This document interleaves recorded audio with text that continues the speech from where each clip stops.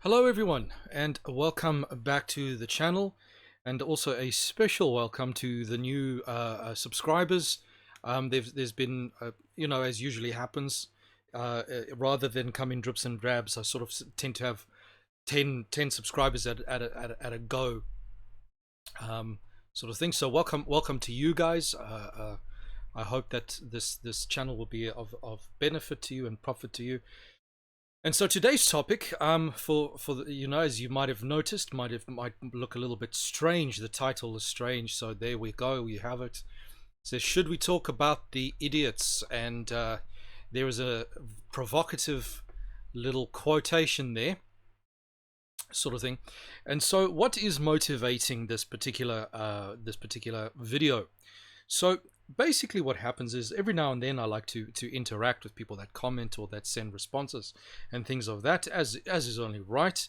And so in this particular one, basically what happens is I received a critique from an individual who is not I'm going to use the term viewer very loosely, because the person is not actually a viewer. Anyway, what we will see, we will get to that. And the reason why I decided to act upon receiving this particular critique is because this critique is part is how can I say, can be used as an exemplar, right, in terms of a body of a type of critique, etc., that one who is a YouTube content creator generally gets. So it's a sort of a family type of critiques, and and I would like for on the channel, in order to disambiguate certain things, in order to make certain things clear, because it's good for people to know where they stand, what I'm doing, what I'm thinking, all these kinds of things. And I thought, you know what, it's probably now's probably a good time to address this kind of things. So anyway, I'm going to make you privy to the critique that was sent to me. So what happens is, my video was shared on a platform, right, on a some Facebook, something like that. And what happens is, the individual who shared the video received this critique back, right? And the individual said, please pass this on to the content creator. Now, why the individual did not venture to actually go, did not venture to actually message me directly is a mystery. It's not something that one can discern from what's going on there. So just as a bit of information for those of you that want to know, let's have a look here, right? If you go to the channel on YouTube, right, you can see there's all the videos and all that kind of stuff. You go to my channel, if you go to about, right, and you scroll down, you can see here view email address. There's the email address, right? And then for those of you who are interested, on this page you have all the different bits and pieces. So under links down here, it doesn't show on the oh, okay, for some reason it does, I can't get it to show. But anyway, and down here will be, oh, there we go, BitChute, Facebook. And for example, if you click on it, it will take you straight to my Facebook page, right, where you can go. And if you want to communicate with me, that is a way you can do it, right? That's a way you can do it.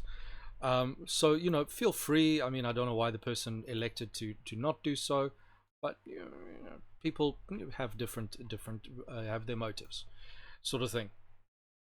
But generally speaking, if you have a criticism or a comment or something like that, just come straight to me, or put it in the comments section of the video, and I'll do my level best to respond. My channel's still very small, so it's a lot easier to get around to those sorts of things. So anyway, let us get to the crux of the particular issue. Let's get us to the source. Right, here is the text. So the text is as follows. So what I'm going to do is I'm going to give you the text, right, the critique. Then I'm going to give you some background, and then I'm going to go to the text itself, break it down, have an analysis and conclusions and so on and so forth, right? And do all of that in that sense, so that you get a really strong indication of where it is that I'm coming from, sort of thing, right? So we have oh, that is the incorrect. So it says here the following: I am saddened that the video was posted with good intentions after watching 5 minutes. Even though the guy must have honorable intentions, I decided not to watch it further for a few reasons, of which the most important is one, that the derogative way in which he views or speaks of other people or even our own people. So this lady is a Seventh-day Adventist because you know, I critique everyone, right? But for some reason she thinks Seventh-day Adventists should not receive criticism. Speaks of other people or even our own people, could possibly have opened the ears to hear and listen, now won't, because he is, by way of speech, placing himself in a superior position in terms of his view.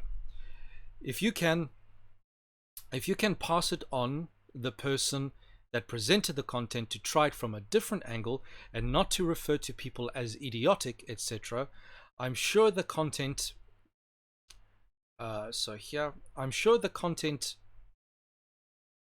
whoops will be most valuable. Regards, name blocked out.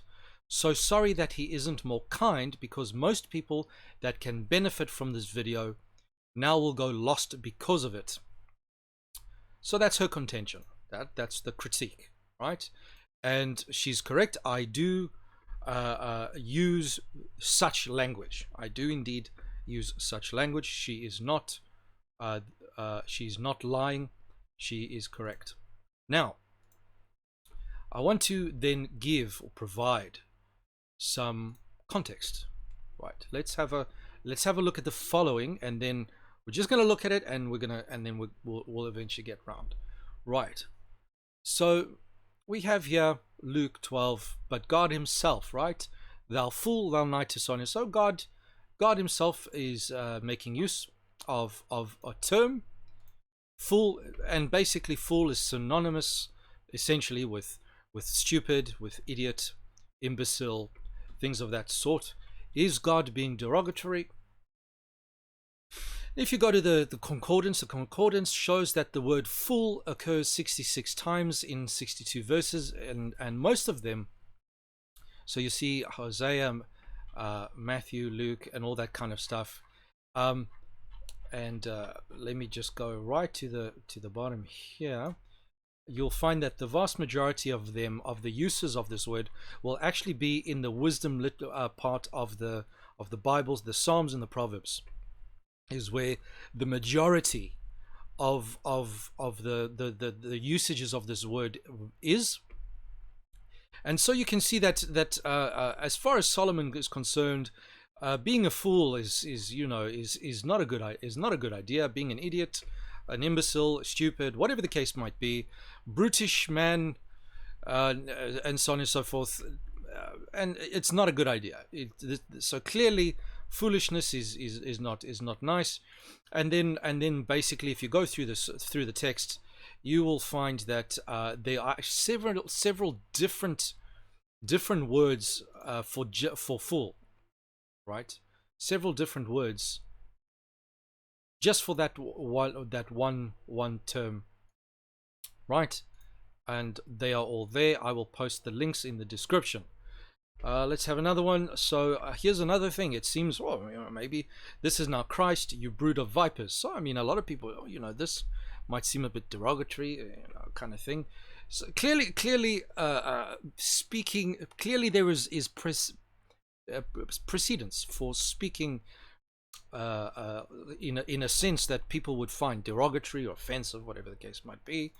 The vipers. So you can do a word search. Of people get called vipers a lot. Here's an interesting one. Hath he not sent me to the men that sit upon the wall, that they may eat their own dung and drink their own piss with you? you know, if you had, you probably couldn't even read this out in church, the way we've become so sensitive and easily offended in the modern world. This is the Western presupposition where there's a gospel of niceness that goes around the world today. And you fools and blind, you blind fools. So you know, is precedence, you know, sort of thing. So I'm going to leave this verse out for now. So here is a let's go to the clinical history of more. So this is going to give context. What so one thing that people must understand, right? Because when you use a word, right, there's something known as semantic range, and anyone who studies their Bible and tries to understand what words mean what will understand, will know. If you do any study of any language or any text whatsoever, you will know, right, that words have a semantic range, right? So just by looking at the word, you won't know what the person's intentions are, what the mood is, or any of these things. No way, no way of knowing. So you can't just harp on a particular word. You've got to get context. You've got to get. There's a lot of things that go around it. That's all right. This is what, and how, and why the person chooses to use a specific word, right?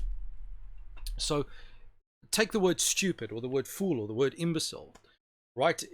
The word in its own right has a specific meaning, and you know, or general various different meanings, and in its own right is not actually a derogatory term. It's actually a descriptive. It's actually technically these are actually medical. This is actually medical terminology, technically speaking, right? These are actually technical descriptive words.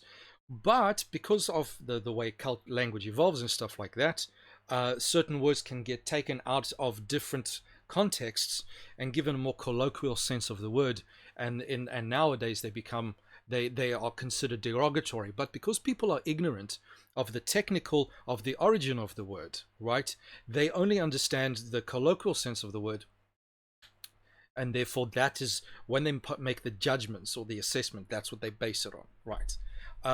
But being a Christian channel and all of these kinds of things, and being a channel that concerns itself quite a lot with psychological literature and stuff like that, that would give a context to how I am as an individual. I'm using these words, and so you can see straight away that the individual who made the critique watched my video, watch 5 minutes of a 2-hour video, and nothing else. I've got probably about 100 videos up now, so several hundred hours worth of content, etc., etc. So the individual has absolutely no capacity to actually know the background, right? So here it is. So here's actually the technical idiot, imbecile, moron, right? Let's have a look-see. Idiots. Those so defective that the mental development never exceeds that of a normal child of about 2 years old. The imbecile, those whose development higher, and so this is the Merriam-Webster dictionary, right? Those whose development is higher than that of an idiot, but whose intelligence does not exceed that of a normal child of about 7 years. So by intelligence, he does not mean IQ necessarily. He's talking about developmentally, right? So a person might not actually be an imbecile, but can behave in certain isolated contexts like an imbecile if there's a certain aspect in that sense that is not been developed, right? And so, for example, we can say there are a lot of adults today, and this is actually a big problem, for example, in the UK, where you have adults in their 30s, in their 40s, and stuff like that, but whose literacy is less than that of a person in primary school, of a child in primary school. So they basically are imbeciles when it comes to their literary capacity. There's something has frustrated their development. They have not actually developed correctly or sufficiently. And a moron, those whose mental development is above that of an imbecile, but does not exceed that of a normal child of about 12 years, right? Um, Edmund Burke and so on and so forth, right? So there you have it. And then you can see, so even the word sophomore, right? Americans will know this word very well. Sophomore, right? Student in second year of college or a 4-year secondary school, or morosoph, a learned fool, or foolish, from the Greek word moros, meaning foolish or stupid, right?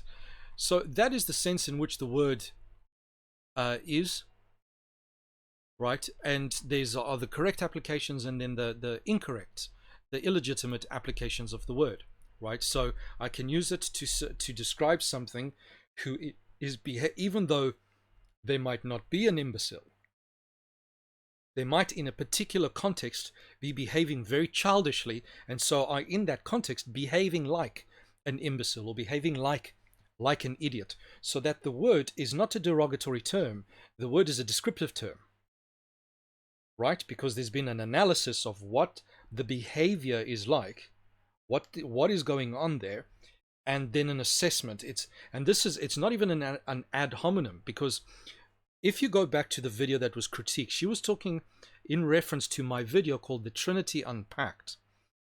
My reference was to an individual who has a channel and calls himself a Seventh-day Adventist, for example, but spends a lot of time calling the Adventist Church apostate and this and this and that, because he rejects the Trinitarian doctrine.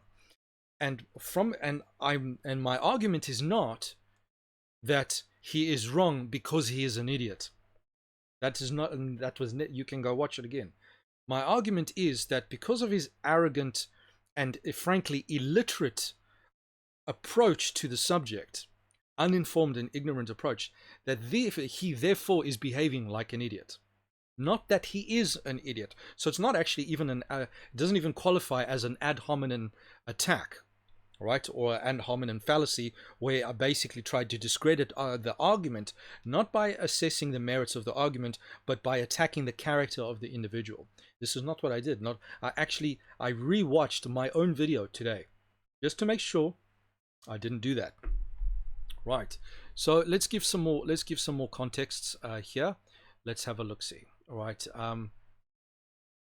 If we go here, right now, for those of you who are Seventh-day Adventists, have a look at the following. Right. Let me just resize this here nicely. There we go. So let me move that out of the way. Let me move myself out of the way here. So we have a look here. This is Ellen White, quotes from Ellen White. And, you know, Seventh-day Adventists are quite big on Ellen White. And the general consensus is if Ellen White could do it or say it or whatever the case might be, then people sort of tend to go with it. And, you know, she's the standard for Seventh-day Adventists in many ways. The Lord gave me a view, which I will relate. I saw that some of the people of God are stupid and dormant, and but half awake. They do not realize the time they are not living in, and that some are in danger of being swept away. So in the context there, Ellen White is saying, she's not saying that they are stupid in the sense that they are mentally retarded or anything like that, but the way they are behaving, it's as if they are in a stupor. They are stupid, by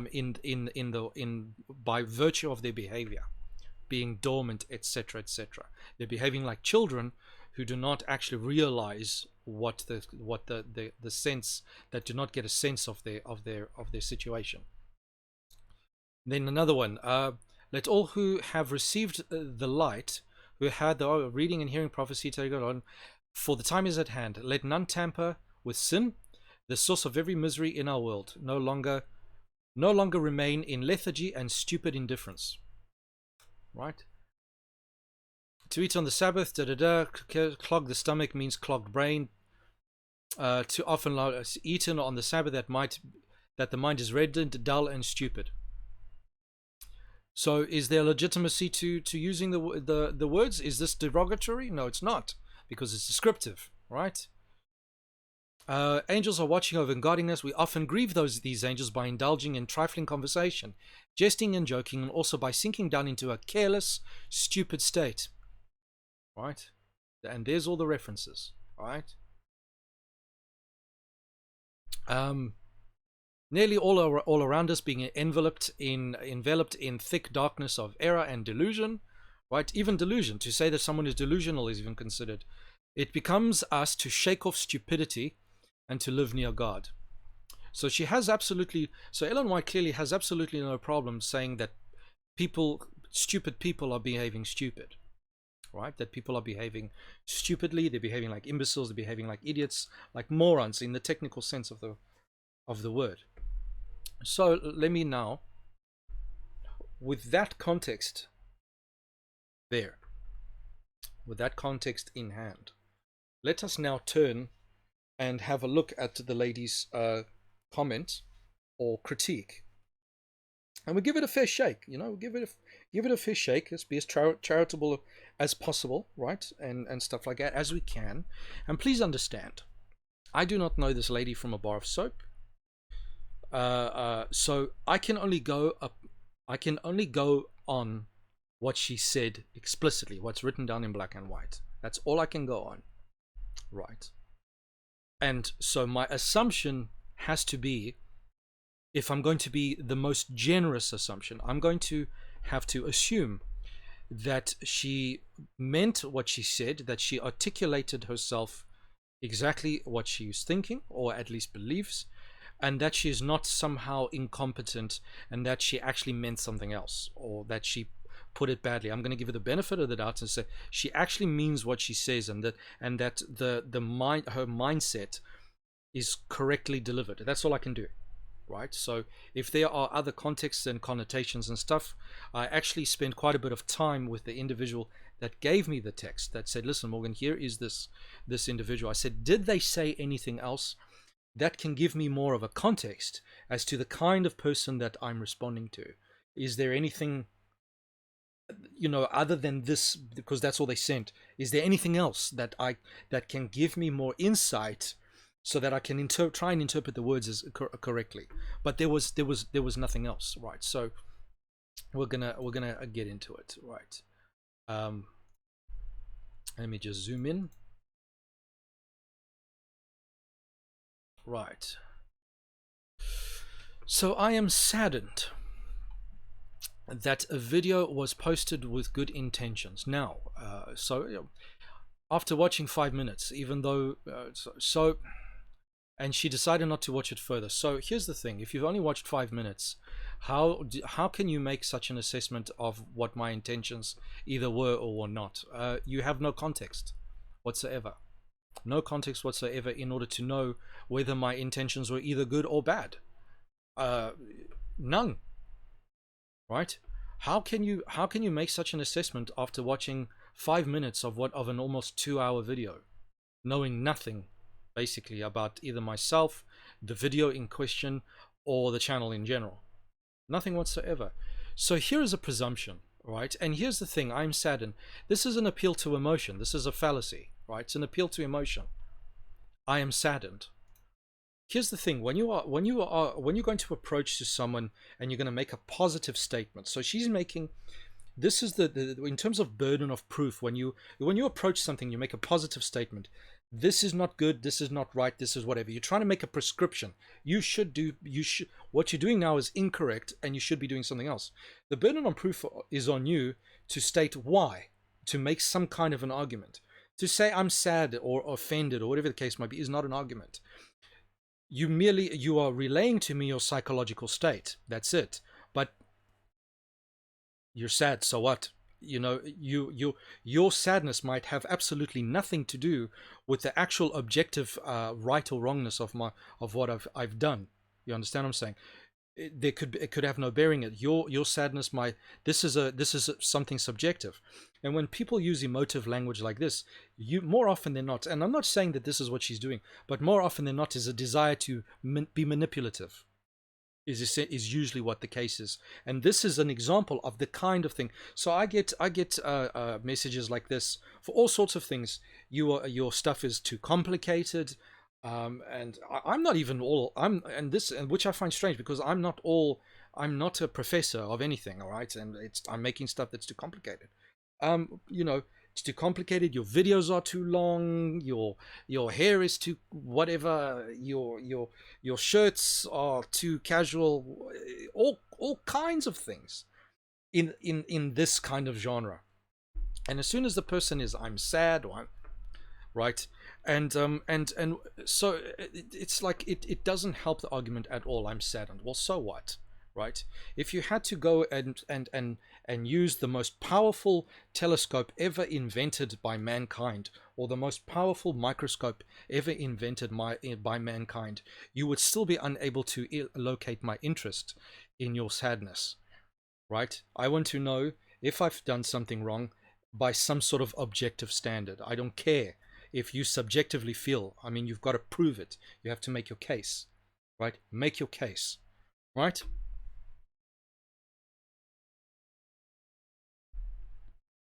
Even though the guy must have honorable intentions, you have no way of knowing what my intentions are because you didn't even watch the video.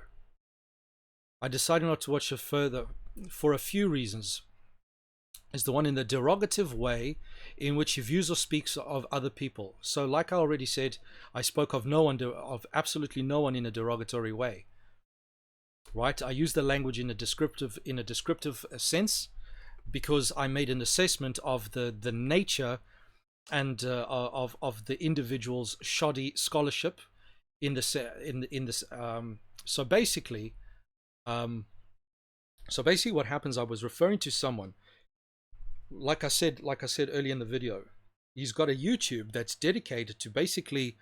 He is an Adventist, but his thing is basically dedicated to essentially going after Seventh-day Adventists for accepting the doctrine of the Trinity, and in spite of constantly being told otherwise. Because here's what this guy's actually done, right? And go back to my video and you'll see it. This guy not only has been told, and people have tried to reason with him, but the individual is citing literature as certain pieces of literature that are evidence for his particular case. When you go and you download that literature and read it, you realize that the literature does not in fact support his case. And so basically he's bearing a false witness that the literature that he's referring to is saying something that it is not. And therefore, by inference, is basically saying that the individual who produced that literature, even though he's gone publicly and said, I support the Trinitarian doctrine and my scholarly work, so this particular person is saying otherwise. So unless this individual is illiterate or is so arrogant beyond belief that he's basically behaving like an imbecile, right? Because he's so arrogant that he's not even properly representing, he's being dishonest, right? And the reason why I use these words that give a person a mental age of that of a child is because that is actually a feature of narcissism. When a person is a narcissist, they basically aggrandize themselves that they either know more than they actually do. They misrepresent their capacities, they misrepresent their sources. And this is a compensatory move, actually. And narcissism is something that occurs, right? Narcissism as a clinical entity, and even in terms of the traits that you can have, even if you are not a fully diagnosed grandiose narcissist or shy narcissist or something like that. But essentially what it is that the person's development has been stunted at a very, very young age, so that the person no longer knows how to properly engage with the outside world, right? And the person is unable, right? The ability for an individual to reality test, that is, to correctly assess what is going on out in the real world, is impaired, right? And it is said that the average narcissist, right, has a developmental is stunted. Now, the individual is not brain damaged, is not whatever. This person's very intelligent, and for all intents and purposes, they are a regular functioning human being. But developmentally speaking, the person is stuck between the ages of 2 and 10 years old. right? And so and it comes out because the person, when they tries to interact with other people, there's compensatory arrogance, there's compensatory grandiosity, he's unable to reality test, so there's an object relations issue, right? He has an internal idea that does not correspond to reality in any way whatsoever. But because the individual is unable to test reality, he projects that internal object outwards and pretends that his internal object is reality. That person literally is behaving like an imbecile or like an idiot, right? Literally, that's technically, this is exactly what is going on. This is why I use the terminology, right? Because in this, so I'm not saying that the individual is wrong because he is an idiot. I'm saying he is an idiot because of how he goes about presenting his argumentation, misrepresenting the information, right? And nowadays, you see this thing here. It's called a phone, right? These smartphones, right? Never before in the history of mankind has anyone had the kind of access to the collective reserve of human knowledge that we do today. But people use this thing to take selfies and to watch cat videos. And then still imagine that they are in a position to come and have something to say. That's arrogance. That's narcissism. The unifying principle of the modern world is narcissism, where people think they know, they think they've understood without any attempt whatsoever to find out, to ask, to question. Have I understood you correctly? Can you disambiguate certain terms for me? No. I have an internal object. I have an internal presupposition of what's going on. And I'm so arrogant that I'm correct that I'm not even going to bother to at least attempt to give the other person a chance to explain themselves. Is essentially what goes on in the world today. Right? And people will go to the movies and they'll quite happily sit for 2.5, 3, even 4 hours in front of a movie, right? But then want to tell YouTubers and educators, listen, your videos are too long. Can you not cut it up into small pieces? Excuse me? Whose fault is it that you don't have access to the knowledge and the resources? Not our fault. In fact, the only reason why we exist is because people are so it's not us that's actually preventing people from having access to the knowledge and information, because the fact that people don't know the knowledge in the first place means that they are the ones that are inhibiting themselves from the knowledge in the first place. That's why people like us, YouTubers, have to come and try explain these things to everyone. All right? So this is what you've got, right? So it's not derogative. Way otherwise, if to use those words as derogatory, then Jesus was derogatory, God was derogatory, Ellen White was derogatory, and so are thousands of other apologists out there that use those words as well in very, very specific contexts, right? Or speaks of other people, even our own people. Well, so what? Our Adventists are not beyond criticism, right? Especially because a lot of Adventists are arrogant enough to imagine that they are better than other people, right? Because they are the remnant and stuff like that. So by the Adventist own standards, they should be subject to more criticism and higher standards than everyone else. By their own standards, okay? Or even our own people could possibly have opened their ears to hear and listen, because he is by way of speech placing himself in a superior position. Again, this is total trash. This is rubbish in terms of his view. This is total trash. It's not my view, first of all. It's not, the Trinitarian doctrine is not my view. It is the orthodox position that has been held by the church for 2,000 years. 2,000 years. That is inherited from the apostles themselves and the church fathers. 2,000 years. It's not my view. First of all, got nothing to do with me. I'm simply communicating what is the orthodoxy, is what I'm doing, right? And furthermore, again, this is completely nonsensical to say that someone is behaving like an idiot. does not mean that I'm not an idiot, because I am not holding myself as the reference point. Okay? I'm not the reference point. I'm not comparing him to me. I'm comparing his attitude, his scholarship, to an objective standard of scholarship and tradition of 2,000 years, and where all people have arrived at. And I'm comparing how he basically conducts himself intellectually, scholarly, and I'm comparing that to an object. I'm not comparing him to me. At no point in the video did I compare him to me. Did I set myself up above him? Garbage. In fact, towards the end of the video, I actually say that I could be wrong. I could have misunderstood, which this lady would have known it. She'd bothered to watch more than 5 minutes of the video. At least watch to the end of the video and make your assessment. Right?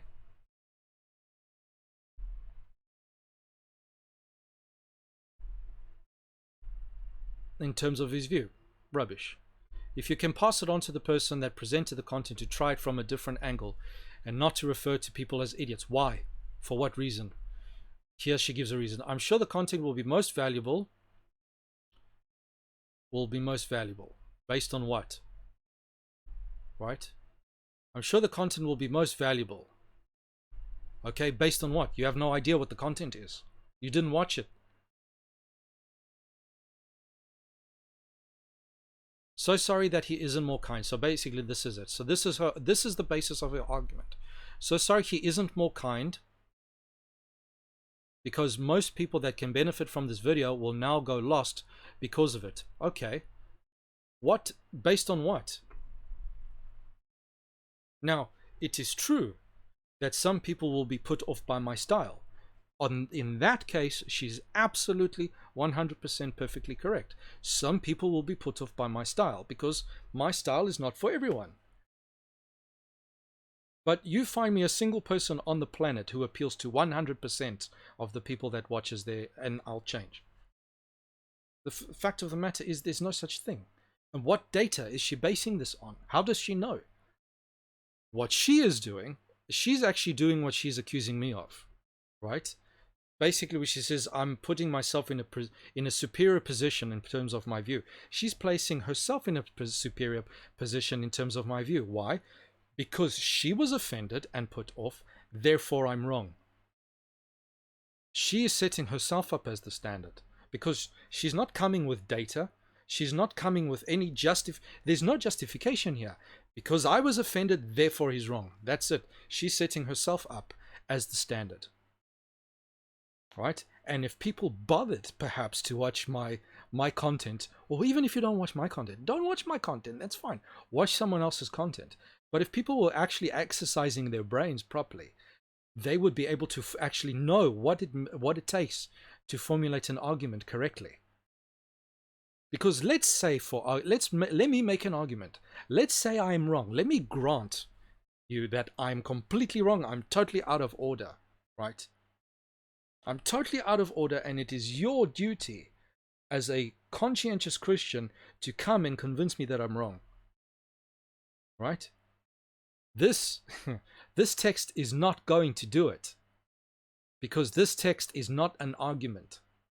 It essentially boils down to he offended me, therefore he should do something differently. It's like, I mean, that's arrogance. If you know, essentially,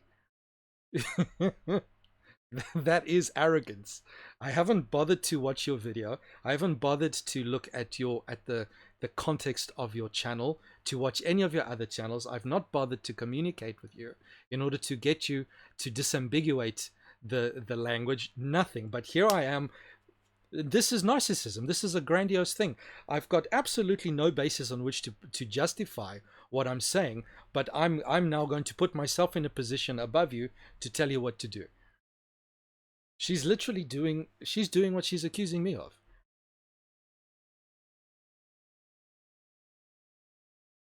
Basically. Right?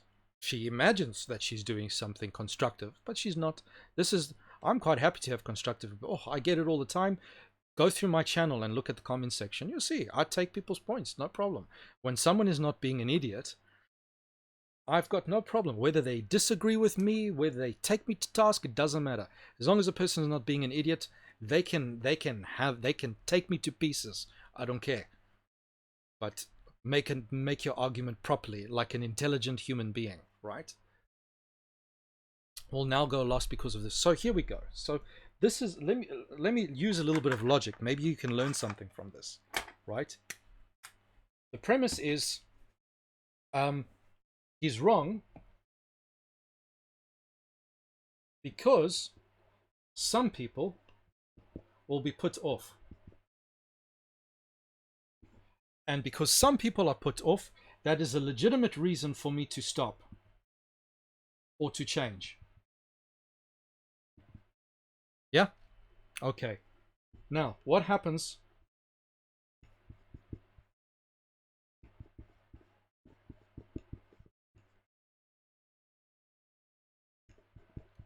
She says he's not more kind, right? It is a psychological fact that some people are put off niceness. Some people are literally put off niceness and kindness. They do not respect you unless you approach them in an aggressive, confident manner. For example, if you're dealing with a Muslim or someone generally from the Middle East, just as an example, right? If they do not respect you, if your approach is not aggressive, they don't respect you. They won't even listen to you. Because they think if you are being nice and kind, right, and what it means, you don't have confidence in your argument. So you have to approach different. So this is why God uses different people for different things, because everyone has their own different, unique style, and different people will reach different people. Is there a legitimate place for niceness and kindness? Absolutely, 100%. But is every single situation on the planet a time for niceness and kindness? No. Niceness, the world has been suffused with a niceness gospel, and this is a worldly. This is not a Christian gospel, the gospel of niceness, right? If Jesus can go and get fed up and overturn tables and chase people out of a place and call them vipers and say this is a den of thieves, you people are a bunch of fools, right? If Jesus can do that, it means that there's a time and a place for these things. And why is that? The reason for that is because, it goes back to narcissism. When a narcissist meets a nice and kind person, that person is prime. Narcissists get away with what they get away with because people are nice. They take advantage of nice people. A narcissist will not change unless he's met with mortification. For example, narcissists, the malignant types, the malignant sorts of narcissists, when they end up in prison, guess what? They magically stop being narcissists. Did you know that? There is a time and a place for these things, for different styles, different approaches. This gospel of niceness, first of all, the gospel of niceness was invented by narcissists, because narcissists know that if everyone is constantly being nice and pussyfooting around issues, it means they can do whatever they want and they'll get away with it, because people are too precious to ever turn around and say, "Oi, listen, you're being an idiot. Now you've got one or two choices. You've been told. Now you either shut up or you either shape up or you ship out. Make your choice. Get out." Right? You've been given enough chances. But no, people can just come into the church and they can do whatever the hell they want and they can get away with it. Right? And this is what people just don't seem to understand. Narcissists and psychopaths rely on perpetual niceness. They rely on it. They depend on it in order to get away with what they're getting away with. They require it.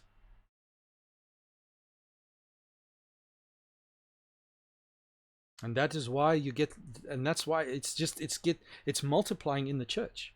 These types who think that they're qualified to just go out there and say whatever they want and do whatever they want, and now look at me, I'm a prophet, right? This was shared, I think, on a Facebook page. So the individual that shared my video attempted to convince me to join various Seventh-day Adventist groups on Facebook, right? Which I did. I think about 3 or 4. I didn't want to, but I said, fair enough, let me do it. The vast majority of Facebook groups of Seventh-day Adventists. Now, I'm talking about Seventh-day Adventists specific, not because I'm picking on Seventh-day Adventists, but that's where the experience lies. But I know this happens in other places as well, where groups come together and they form like their little bubble, right? Every single one of these groups that I was a member of were absolute degenerate cesspits of utter ignorance, sharing the most absurd nonsense. And why did they get away with it? Because at no point did the moderators ever put their foot down on anything. Literally anyone who fancied him, and you know the type, right? People who in their Facebook prophet whoever, right? So prophet this one and prophet the next one and prophet whoever else and disciple whoever else and apostle whoever else, right? People who just absolutely love the sound of their own voices, or I don't know what it is, right? Sharing the most degenerate heresy. Constant. It's just, these places are cesspools of narcissism. I couldn't take it. I'm sorry, I can't be a part of these things because there's no moderation. No moderation whatsoever. And where there is no moderation, where there is no one to come and say, listen, you're behaving like an idiot, shape up or ship out. There's that mortification. If the person cannot test reality, reality needs to come in and take them on. And they need to be told they're an idiot because they'll never come to that realization themselves. Because the narcissistic grandiosity is designed to prevent them from ever coming to terms with the fact that they're behaving like a child, that they're behaving like an idiot. They're impervious on their own. They're incapable. They need to be told.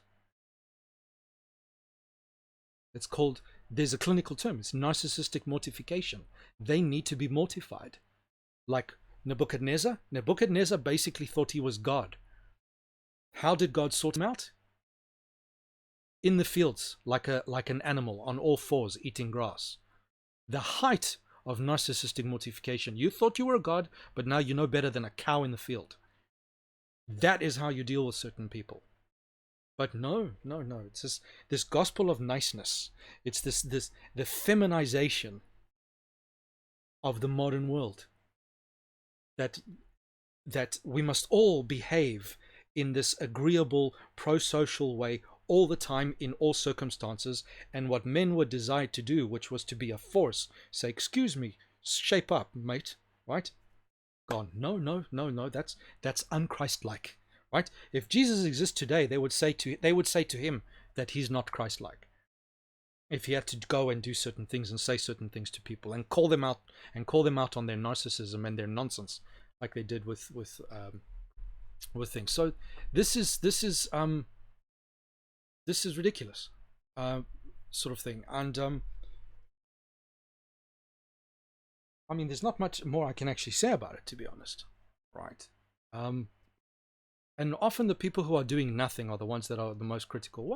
Why do they do this? Well, again, I don't know what her motivations are, but the vast majority is because they want to be entertained. Me, you need to serve me. I need to sit there in church and I need to be served and entertained. The vast majority of people that make ridiculous critiques are those who know the least and who do the least. And here's a question that I get often, Morgan, and I get it a lot. How do you know so much that you can make videos and you can talk about stuff and whatever? How do you know so much? Answer number one, because I want to. First of all, I don't pretend to want to. I actually want to know. Second one is I will take the information no matter where it comes from. I realized back when I was still an atheist that I was being a moron, that I was being dishonest, that I was being narcissistic, that I was being psychopathic, and I was being an idiot, and I needed to sort myself out. I had to come to terms with that fact.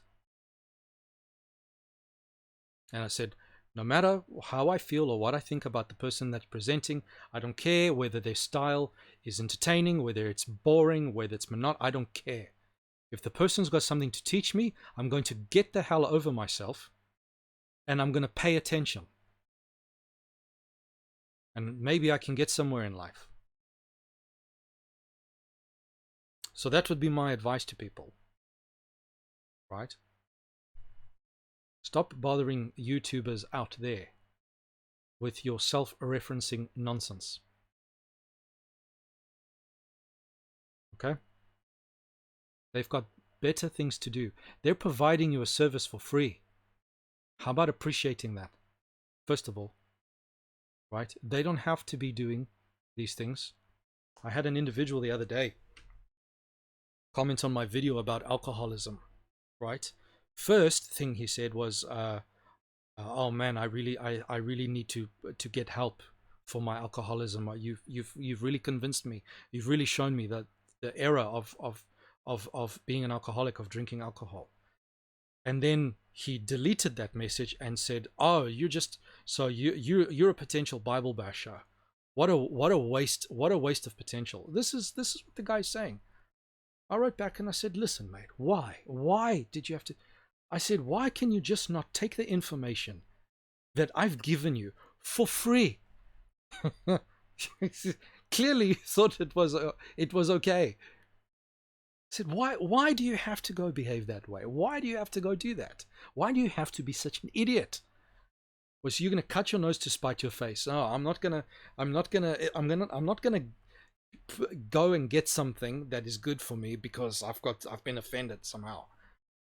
Get over yourself for 5 minutes, right?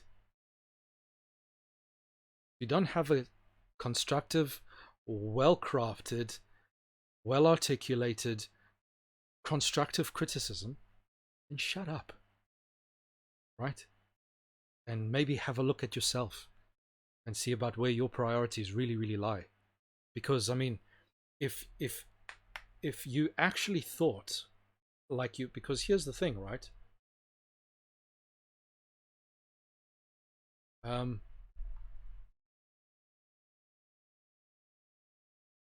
sure the content would be most valuable, or clearly not valuable enough if you couldn't be bothered to watch it. Where are your priorities, right? I watch content all the time and consume content all the time. I don't care who it's coming from, right? Whether I agree with a person's politics, whether I agree with a person's tone, whether I agree with a person's style. Because this is the thing, right? Take a gentleman. If you're Adventist, you will know his name is Walter Fight. People say, "Oh, I can't watch his stuff because he's too boring. I fall asleep." I fall asleep. And believe me, that guy is as mild-mannered as it gets. He's very mild-mannered. Wouldn't say boo to a goose. Totally polar opposite of me, of my kind of style. He used to be a university professor. Oh, he makes me fall asleep. Well, get over yourself. You know, if he can't go without criticism and without putting people off, then there's no help for you. It has nothing to do with us, the presenters. Unless I'm doing something that's really egregious and you can show it, you can demonstrate it. The one who no one's going to go lost because of me or because of some presenter presents something in a way that's slightly. No, you're the one. It's on you. You clearly don't value the information enough in order to put up with it. And I guarantee you right now, there is no one else in the Adventist church, at least that I've seen, and I've been around, that has a Trinitarian video that explains what I explain in my video. There isn't one out there. Right? So that's my advice. Get over yourself for long enough in order to learn something, And then if you dislike the way I do things, well, then start your own channel and do it yourself. You go and spend thousands of hours a year studying and going through stuff, and you do it if you think we're not doing it well enough. Or at least have the courtesy to present a decent argument, to formulate a decent argument that's got objective standards, that takes into account all of the precedents in terms of this thing. How does Ellen White speak? How does God speak? How did the apostles speak? How did the prophets speak? If they can do it, so can I. You have no ground. You have no basis for it. Even mockery is got precedence, right? Elijah with the sacrifice, with the heathen priests sort of thing, right? When they're dancing around, cutting themselves, praying for fire to come heaven. He's mocking them. Well, where's your God? Is he sleeping? Is he on the toilet? Literally. Is he on the toilet? Mocking them, right? There's even a place for that. Because they're behaving like idiots. Jumping around and cutting themselves and carrying on like a bunch of fools. What? It's no different today, just because it's modern times. People are still behaving like fools. In the modern time, with access to the collective human wisdom of all time at your fingertips, right? And you still cannot articulate the doctrine of the Trinity. You still don't know who Gregory of Palamas is, who Saint Basil is, it's because you're an idiot. You're an idiot. You are what Ellen White describes. You're stupid. You are in a state of stupor. You have no idea what you are doing, what you are squandering in life. The wasted opportunities are nonsense because you're clutching at your pearls because you're offended by something. Right? So no, I'm not gonna do something different. I'm not gonna make my videos shorter. Right? See, I mean, why should I? There's a pause button. You ever heard of a pause button? Why should I make my videos shorter? Use the pause feature. Right? I've had friends, close friends, well, couldn't you make it shorter? I said, no, you can pause the damn video. Other people do.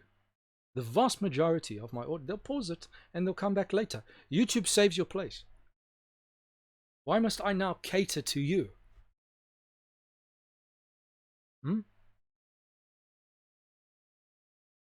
Oh, your shirt is like this and your whatever's like that. Oh, you've got Batman. Symbol of Batman on your shirt. Really?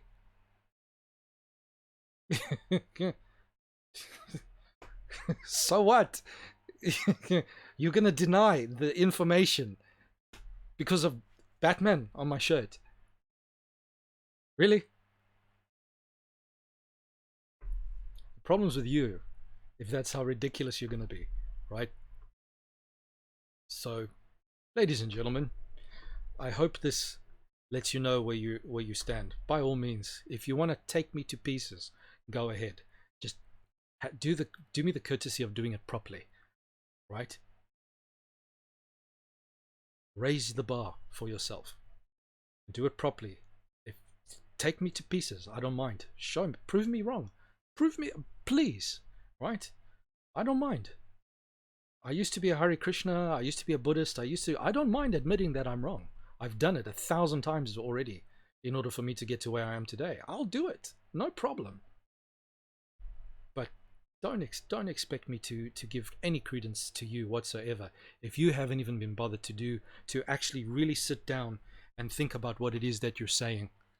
If you are not even aware of your own presuppositions, your own point of reference, and you only want to tell me you're only reading half the Bible selectively, cherry picking the niceness verses when there's a whole bunch of other stuff. The Bible is a rich thing, and this is what you get: this kind of imbecility in the world, where you have people on one side who's the gospel of niceness, and then people on the other side, it's the gospel of fire and brimstone.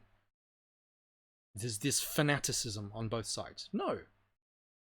In the middle, there's both. There's balance, right? The time for niceness, and there's a time to tell people when they're being an idiot. End of story. I mean, yeah, don't have to take look at what's going on in the churches these days. I mean, if you want evidence, there's the evidence. We're not getting better. Right? Ellen White herself says that if God had to come today, not 1 in 20 Seventh-day Adventists would be prepared for it. Not 1 in 20. Tell me again how your gospel of niceness is working out for you. It's not. The only thing it's done is allowed narcissism to perpetuate itself in the church. It's allowed standards to drop. It's allowed people the woman's ordination to be constantly antagonized for. It's allowed people to imagine that Trinitarian doctrine is false. They want to demote Jesus Christ. If you are trying to demote Jesus Christ from his position of deity, you're an idiot. Because it is clear Jesus is God. End of story. So is the Holy Spirit. If by this point stage in the game you still can't get that through your thick skull, you're an idiot. Right? I don't mind. I can deal with ignorant people that can come and say, you know what, I can't accept it because it just makes no sense. Fair enough. No problem. Your prerogative. Mate, listen, I'm sorry. Doesn't make sense to me. Please explain more. Please. It makes fair enough. That's fine. But don't come with arrogance and be like, oh, you're a heretic. You've changed. You've this and that. Come on. Really? Right? Women's ordination in the church, marching bands, basically, rock concerts in the church, drums in the church, it's circus in the church, right? Freaking transgender in the church, homosexuality in the church. Really? Please tell me again how your gospel of niceness is saving the world. Your gospel of perpetual tolerance and never offending anyone, how that's working out for you. With the degeneracy is on the march, on the increase. And you know what we're getting told by our ministers? Ignore it. Literally, right? I was in a church, blatant racism in the church. Blatant racism in the church. Why? Because about 80% of the people in the church have accepted this social justice gospel, which is basically just another form of racism, right? Just another form of just racism by a different name. I told the priest, who agreed with me, I said, listen, why are you allowing this to continue? Oh, just ignore it. Just ignore it. No, don't. And don't create trouble. Don't do that, right? That's not Christ-like, really. Come on. It's hypocrisy. An absurdity of the highest order. No. Take it easy, everyone. Thank you for your viewership.